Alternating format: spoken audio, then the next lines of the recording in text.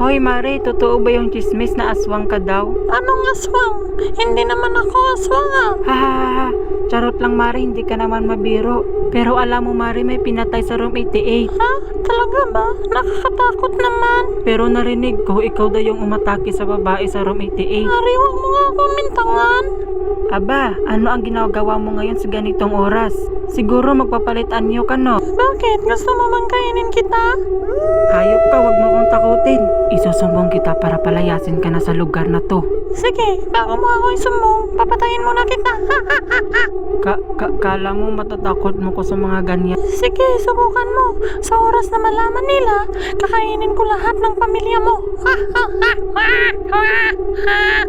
Kailangan ko tong i-post sa public para malaman na ng lahat yung sikreto ni Greta.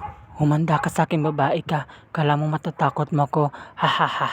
Kapag nalaman na ng lahat, may posibilidad na mapapalaya siya sa lugar na to. Ha. Hindi nila alam lahat na ako talaga yung aswang na kumakain.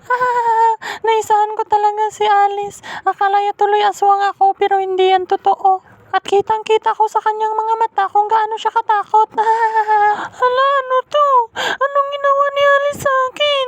Bakit niya ako pinupost sa public? Alang iya siya.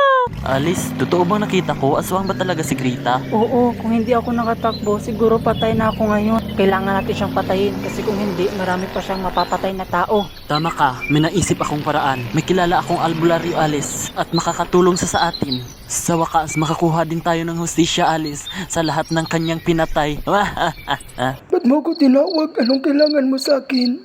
Mang Pedring, may aswang sa lugar natin at kailangan natin ito patayin. Ha? Ano? Sino yung aswang? Si Greta, sinabi sa akin ni Alice, at marami na daw siya pinatay na tao. Hindi ako makapaniwala na magagawa ni Greta yun. Sumama ka na lang sa aming Mang Pedring. Simon, nandito na ako. Anong gagawin natin? Mang Pedring, salamat talaga sa pagpunta.